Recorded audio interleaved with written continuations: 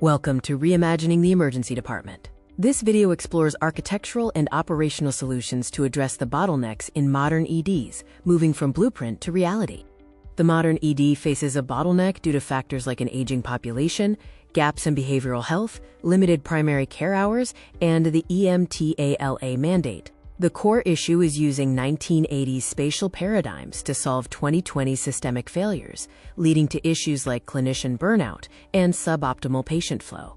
A human-centered design approach involving over 100 clinicians and architects used a 5-step framework: empathize, define, ideate, prototype, and test. The focus zones were arrival and front-end, throughput and flexibility, and behavioral health. The arrival zone is reimagined as a cognitive control tower with kiosks for self-sorting patients. This eliminates the triage bottleneck and diverts non-urgent cases, but requires high technological literacy from patients. The front-end zone introduces the subacute treatment module, using furniture-based pods instead of standard exam rooms for vertical patients. This improves patient experience and space efficiency, though it lacks built-in medical gases and has limits during sudden patient acuity spikes. The throughput zone, or patient conveyor belt, moves ESI level 3 to 5 patients unidirectionally through distinct, shared service nodes. This reduces the overall length of stay and prevents backtracking, but necessitates significant architectural reconfiguration and mobile patients. The flexibility zone includes pop-up treatment alcoves, transforming corridors to safely handle patient overflow. These provide instant surge capacity but offer less acoustic and visual privacy than standard rooms.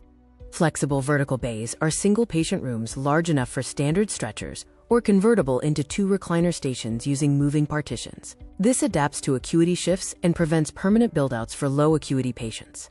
Evaluating throughput and flexibility designs reveals no single silver bullet. The patient conveyor belt optimizes speed but requires new construction, while pop-up alcoves offer the best retrofit surge capacity but at the expense of patient privacy. The integrated behavioral health module is a secure 4-room unit within the main ED. It moves stabilized behavioral health patients into a safer, low-stimulus environment, freeing up acute medical beds, though capacity is limited. The dedicated behavioral health ED is a completely separate facility adjacent to the traditional ED. This setup completely removes behavioral health boarding from the main ED, but involves high capital expenditure and requires entirely separate staffing.